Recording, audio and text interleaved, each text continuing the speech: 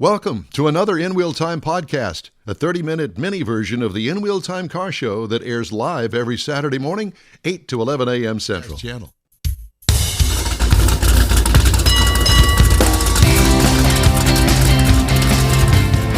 Live on the iHeart app and everywhere else. It's the In Wheel Time Car Talk Show. Coming up, we talk with Michael Wooding about the Waterfront Car Show and the Classic Car Appraisals. Don drove the 2023 Toyota Rav4 plug-in hybrid, and he'll give us his thoughts on that.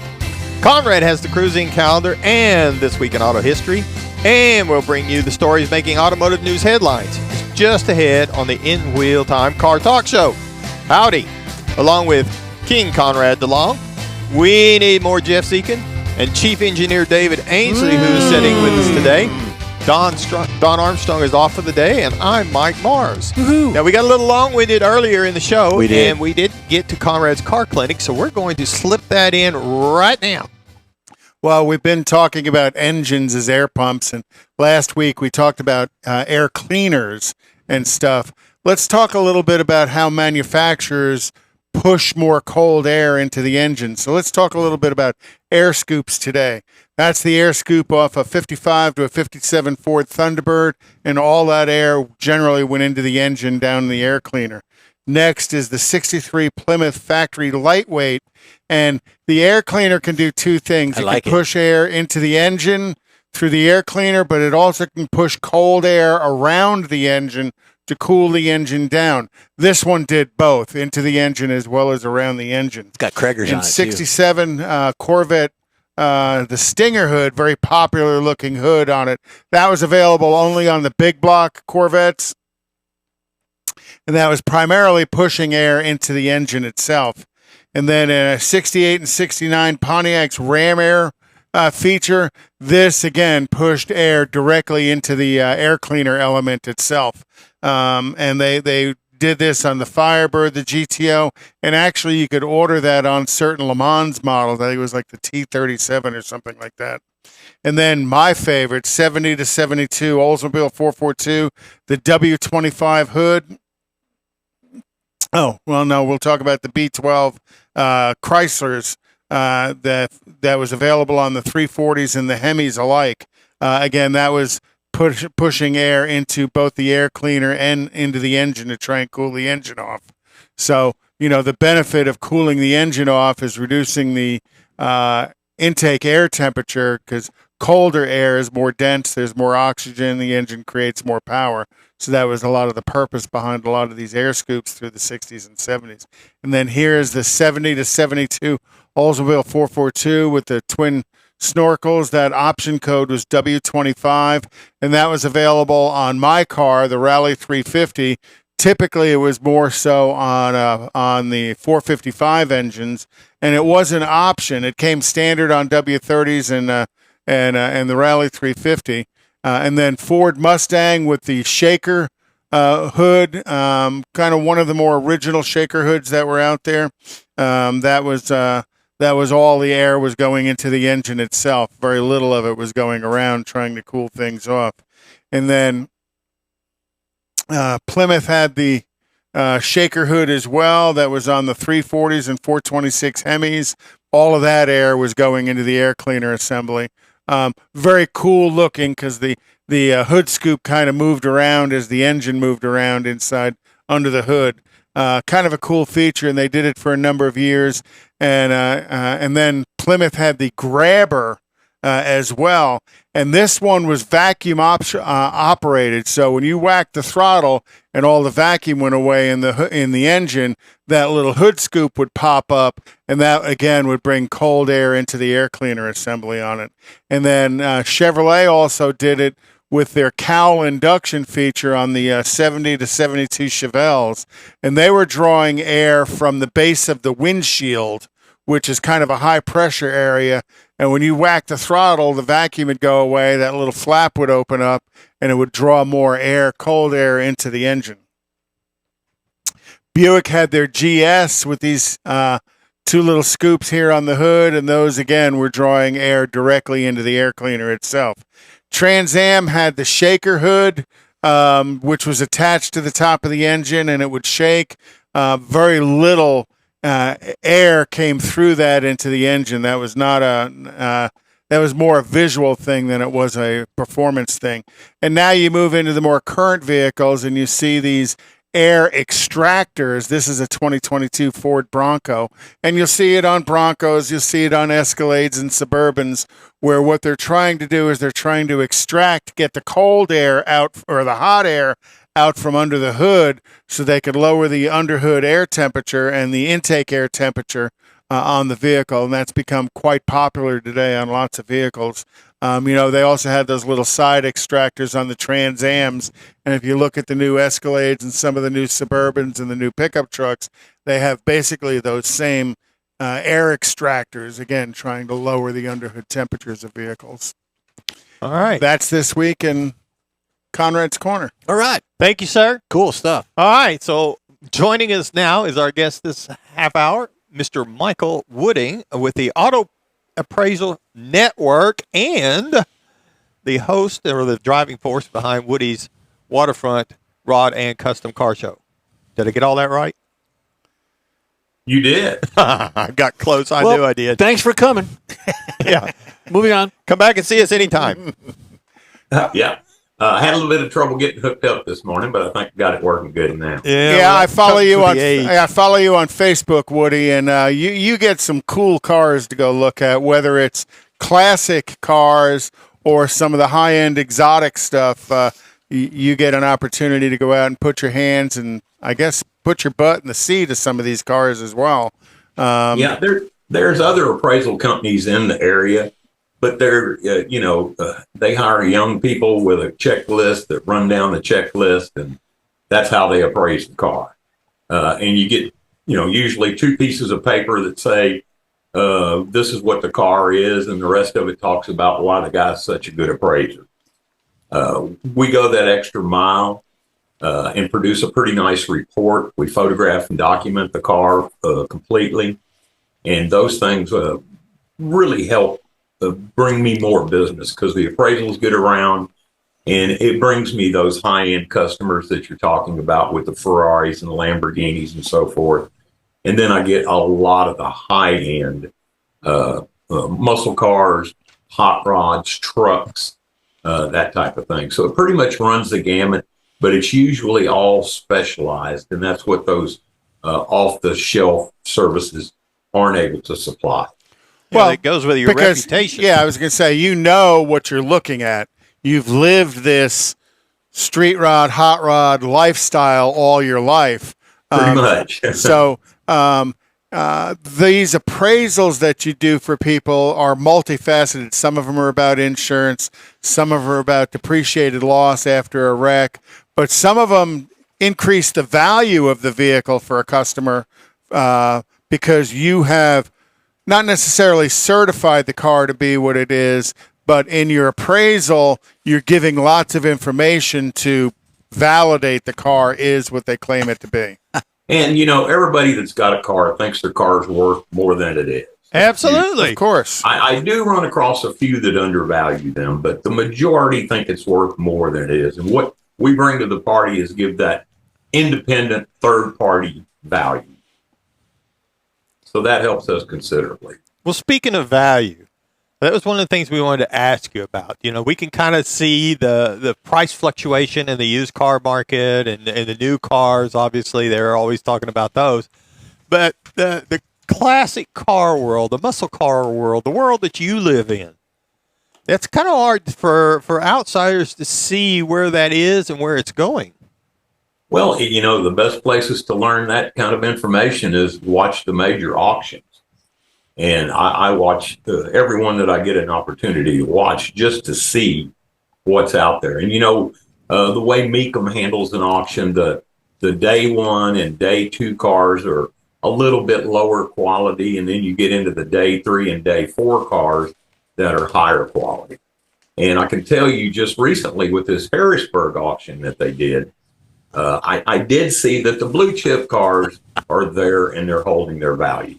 And that's the perfectly restored 57 Bel Air Fuelie, the 53 Corvettes, the Shelby Series 1s, things of of highly unusual nature or very collectible nature. And Now, somebody spent a lot of 57 Bel Airs for a whole, though, have started to drop off a little bit in value.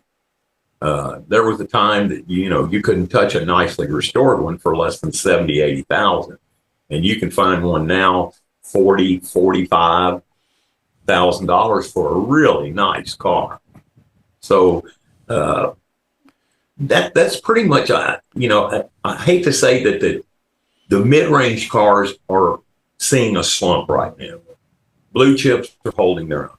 So that's pretty much sized up. So do you think that could be because of the interest rates? And I say that from my perspective, because for me to go out and buy a 57 Chevy for $45,000, I'm going to have to borrow some money. And that interest rate being up around 7-8% is definitely going to make a decision where if I had the money to buy an $80,000 57 Chevy, I don't think I'd be as worried about it. Yeah, because Mike doesn't have the credit rating. Absolutely. All righty. Well, the majority of these people that have these cars have been successful in business in some form or fashion and, had a passion and a love for cars all along. And now that they've reached that pinnacle in their career and can afford whatever they want, they're the ones that keep those prices up there. Okay. I do see, though, that the market's changing slightly in that, I've got a 56 Pontiac. The 40s and 50s car, you can't get rid of a Model A or a Model T.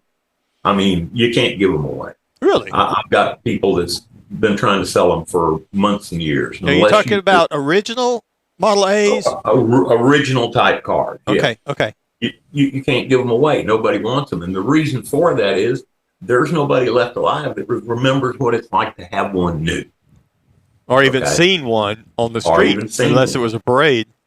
And so that market, the 20s, the 30s, the 40s, and even the 50s now is starting to decline.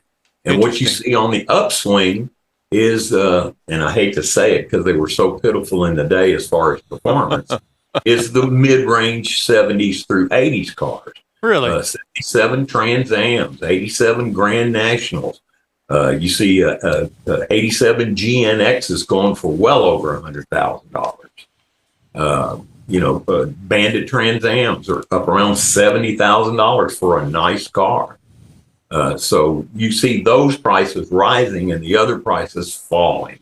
Well, and people always ask that question, what's the next collectible car? If I wanted to make an investment car, what would I buy? I tell them, look back at the high school parking lot 40 years ago today. Whatever the hot car was in the parking lot then, that's the collectible car today. So a 78 Volkswagen Rabbit? Oh, yeah. It's got collectability. Now, is it going to be a high dollar car? No, but that's what allows people to get into this market in this world of collector cars, go into car shows, meeting other like-minded people.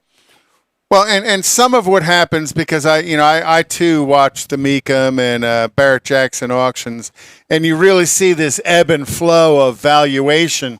But, one of the things, and I don't know that everybody realizes it, is they're pumping a lot of free alcohol in these people when they're bidding. And when they get somebody emotional bidding on something, and you watch that, the bid manager standing there, hey, doing all of this with them, they can really raise the price of a vehicle on the emotion of the buy versus the true value of the vehicle. That's their job. It's purely their job, but I think it's hilarious that, they are pumping lots of free alcohol of these people just to get a couple extra $1,000 from them. And I see that quite a bit, and that's why I get hired quite often to go do the bidding for someone on a particular car. Really? And okay. I tell them when I go, this is after I've looked at the car that the value ought to be this, and if it surpasses that, where do you want me to go? So you drink a lot. So you go 5% higher or 10% higher. Okay. So I'll get in the bid, and I usually jump in late in the bid when it's starting to stall. You're one of those snipers, huh? Yeah, pretty much. I mean, that's just the way to get the car at the right price. Yeah, I think I've seen you on eBay before. Yeah. So have you Yeah. have you gone to Mecum or Barrett Jackson for customers to do some bidding for them? Oh, absolutely. Yeah, many times. Many times. I go to their inspect cars and I go to bid on cars for people. I had one gentleman from Louisiana that had me go look at a 1976 Pontiac Le Mans, but it was called a Grand Am. Or I'm trying to remember the Can-Am. Can-Am. Yeah, had the shaker hood. Very rare car. They only made they were supposed to make about 700. I think they made a few less than that. But it was it's basically a dressed up Le Mans with a shaker hood. Right. So they're hard to find. And the car went way over what he was telling me it was his limit to pay for it. So as I was walking off the stage and moving away, he calls me back and he goes, "Hey, there's a bobber motorcycle over there I'm interested in." So I go over and look at this motorcycle, and I actually met the fellow that built it. And the guy told me he had $80,000-$90,000 in the bike, and it was well built, bobber, Harley bobber.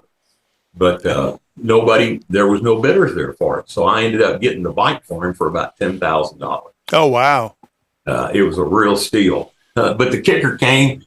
He asked me if I would ride it to Louisiana for him and he'd fly me home. I said, if it was a Road King, I'd take you up on it, but I don't think I'm going to ride a bobber that far. Yeah. The Louisiana highways wouldn't be no fun. Nope. Yeah. But yeah, everything's good. We'll talk about the car show a little bit. It's going to be the 5th year. We've modified the show this year. I don't know the last couple of shows, and you guys have been there for virtually every one. Yep. But we saw, a brand new Tesla win a trophy. We saw a brand new Corvette win a trophy. We saw a brand new Mopar win a trophy. And this is, you can go down to the parking lot and see these cars any day, all day long. And if you got the pocket full of money, that's all you do is go buy it, drive it to the car show and win a trophy. That's not what we're into. I'm a hot rodder. I'm old school, as you can tell. And so I decided this year to change the name from just Woody's Waterfront Car Show to Woody's Waterfront Rod and Custom Show. And we're doing 1920 to 1988. So anything above 1988, you can come in, but you're not going to be able to participate. We want to get the guys that put the effort and the time into those cars to win these trophies. And through the years, you've had some pretty cool cars show up. I remember Greg Ender's pickup truck, well-deserved show champion truck. He got best of show, yeah. And then we had that Oldsmobile. Last year, you had the George Barris Olds Tornado there. Right. That was part of a Canadian oil company purchase. One from of George 6 Barris. cars. Yeah, outstanding vehicle.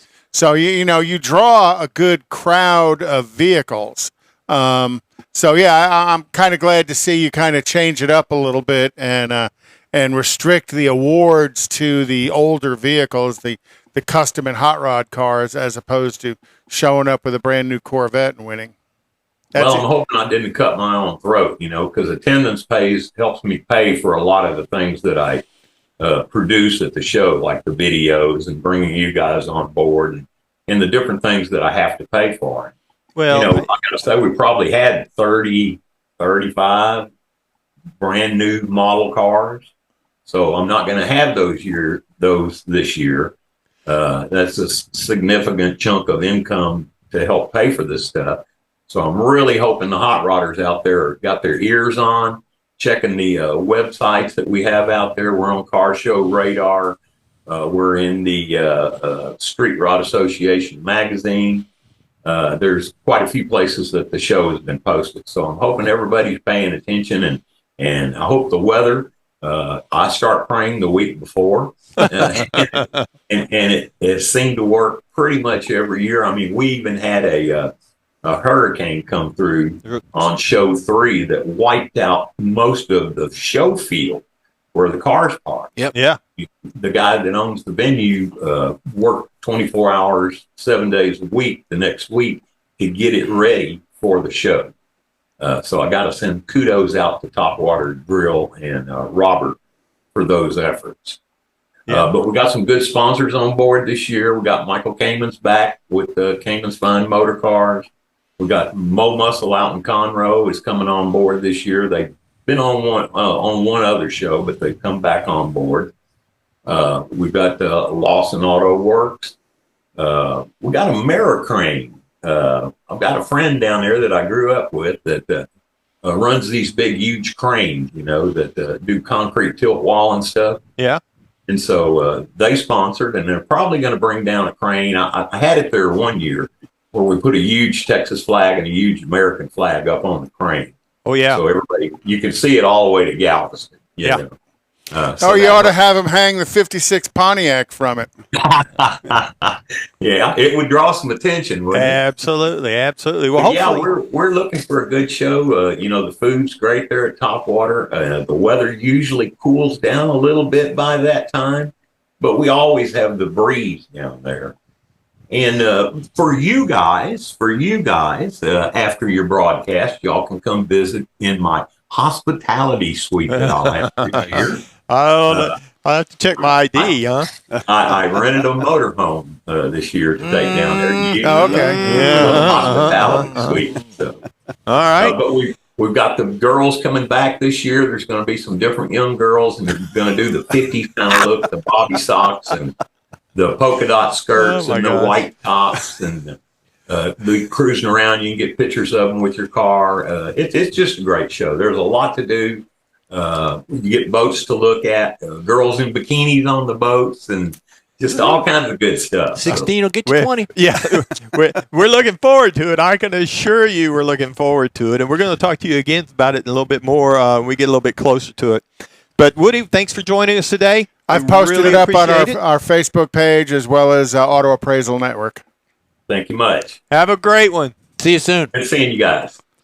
All right, Don's not here today. What? But he is in spirit. He is in spirit. He is in spirit. In spirits. Yeah. Maybe. So are we drinking? He also left us his car review. Yeah, he did. And we need to run that. On. Here we go. Hi, it's me, a voice from your past, and I'm here, and we're going to talk about the 2023 Toyota Rav4. Okay? Remember when the Rav4 first came out? It was an little bitty tiny little bitty. Well, guess what? It ain't no more. There are two trim levels available, the SE and the XSE. The reviewed trim level is the XSE all-wheel drive Prime. Okay? Seats up to 5 people. Obviously, the driver would be included in that. Exterior changes from last model year, none. It was all new in 2019. I think that they've got a new revision coming out, but we're not going to talk about that. Exterior features, sporty, sharp looking with angular edges to it. Mine was black and white. Very good looking. It was good looking. We talked about it. I like the trim accents. Yeah, me too. Both trims have unique wheel designs. Tailgate has a very good look to it, and it is a wide open maw back there. In other words, you open the tailgate and you will see the sides of the back of the cargo area back there. That's how big it is. So it'll swallow up almost anything. Front grille does not overpower the front end. Thank you, Toyota. What I liked about it, the overall design gets an A+. There is, by the way, an off-road style option. No, I take that back. There's not, and it needs to have one. It does not have an off-road style option. It has the XSE and the SE, not off-road. I wouldn't think a RAV4 is an off-roadable. Oh, yeah, but I mean, beach and light dirt roads. Well, you would listen. You don't know about the marketing. You don't know about the design stuff and all the thought that goes into all of that. What are we going to go after? I think that they've done a very good job. It just doesn't have an off-road thing to it. Kind of like the Subaru Outback, which is a growth of the Subaru Impreza. Yeah. And they've made a new model now that's a off-road looking thing, and all it is body cladding on it. Okay, moving on. Interior highlights, overall comfortable cabin, well-placed controls with the infotainment screen atop the center dash. It also has the EV and traction control on the center console. Seating, attractive and comfortable. Cargo and trunk room, as I mentioned to you, a wide open maw allows for lots of big stuff to fit in it, especially with the back seats down. What I liked about it, the cabin friendliness. It's easy to use. It's easy to get in and out of. You know where everything, it's just easy. It's a great design. It has a 2.5 liter hybrid engine that gets 302 horsepower rating. Wow. Combined. So when you use the gasoline engine and it couples up with the electric motor on it, 302 horsepower. This thing will get up and go, man. And it's, it's not a race vehicle at all. But it's the synergy drive, so it's that evolution of Prius as it has expanded to other platforms within the Toyota brand. And here's an interesting it gets fact. better every time. And it's well proven, efficient and effective. Here's the interesting thing. This is the second quickest vehicle in the entire Toyota lineup. Really? It's only behind the GR 86. Oh, wow. I'll be darned. The GR 86. It's the quickest. I didn't know that when I was driving it. I knew that it was fast, but I didn't know it was that fast. Has a CVT transmission. The battery mode will take you approximately 40 miles on the charge. Get this. Combined, Wait. it gets 94 miles to the gallon. Wow. Keep the battery charged and you get 94. The gasoline only gets 38 miles to the gallon. And you got? I don't know because I couldn't figure out how to read it. Oh. I would assume that it's somewhere in there. That's how many miles divided by how much gas. Well, I know, but I couldn't get in But there. you said you never put gas in it. No. I gave it back to him with, I think, 3/4 of a tank of gas. What I liked about it, the get up and go, what could use improvement, optional hot rod screen. All right.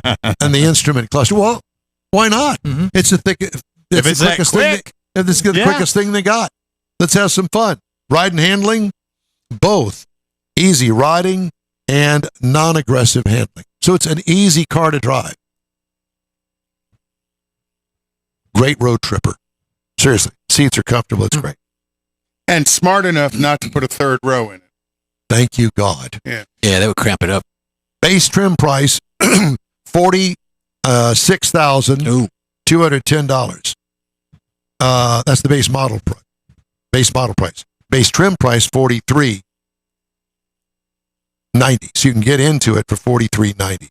Price is tested $51,918. It ain't cheap. No. And the RAV4 originally was. See, I Cheap. thought it would be less than Entry that. level. Yeah. I did too. Comparisons, Hyundai Tucson PHEV, $37,500. So it's about $5,000 more than that. Kia Sportage PHEV, $38,690. And then we had to throw in a third one, and the Volvo XC60 T8 extended range, $62,545. Yeah, but you have a Volvo when you're done. But, yeah, well, there's that. They're Anyway. coming back. There is my review of the Toyota RAV4. There you have it. Very good. Thank you. The In Wheel Time Car Talk Show is available 24/7 through the iHeartRadio app. Just look for In Wheel Time Car Talk. And we also offer video stream on Facebook, YouTube, and the InWheelTime.com. Podcasts are also available at your fingertips over dozens of popular podcast outlets. You ready? We'll be back right after this break. Here we go. The original group Short of Loopy meats Tortilla don't do- restaurants will have you telling your family and friends just what the original recipes mean when it comes to the best fajitas in Southeast Texas. Founder Stan Holt invites you to visit the original Loopy Tortilla near I-10 and Highway 6. Here's the original house that inspired the design of all the rest and the original charm that helped make Loopy Tortilla the go-to destination for Houston Tex-Mex. Speaking of original, nothing can compete with the original lime pepper marinade that everyone will agree makes Lupi Tortilla award-winning beef fajitas the best anywhere. Lupi Tortilla Katy is another location that gives you the same quality and service Houstonians have come to expect at Lupi's. It's located just off I-10 of the Grand Parkway at Kingsland Boulevard in Katy. Find yourself in Aggie Land? Head to the Lupi Tortilla in College Station, located just around the corner from Kyle Field. It's a great place to enjoy those famous frozen margaritas before or after the game. Headed east to Louisiana, stop in at the Lupi Tortilla in Beaumont. It too's on I-10. You can't miss it. The original group of Lupi Tortilla restaurants invite you in for the best Tex-Mex anywhere. You own a car you love. Well, why not let Gulf Coast Auto Shield protect it? Houstonian John Gray invites you to his state-of-the-art facility to introduce you to his specialist team of auto enthusiasts. We promise you'll be impressed. Whether you're looking to massage your original paint to a like-new appearance, apply a ceramic coating, install a paint protection film, nano-ceramic window tint, or new windshield protection called ExoShield, Gulf Coast Auto Shield is where Houston's car people go. Curbed your wheels? Instead of buying new, why not have them repaired? How about a professionally installed radar detector? Gulf Coast Auto Shield does that too. Get a peek inside the shop and look at the services offered by getting online and heading to gcautoshield.com. Better yet, stop by their facility at 11275 South Sam Houston Tollway, just south of the Southwest Freeway, and get a personal tour. Gulf Coast Auto Shield is your place to go for all things exterior. Call them today, 832-930-5655 or gcautoshield.com. Let me in. That's it for this podcast episode of the In Wheel Time Car Show. I'm Don Armstrong, inviting you to join us for our live show every Saturday morning, 8 to 11 a.m. Central on Facebook, YouTube, Twitch, and our InWheelTime.com website. Podcasts are available on Apple Podcasts, Spotify, Stitcher, iHeart Podcast, Podcast Addict, TuneIn, Pandora,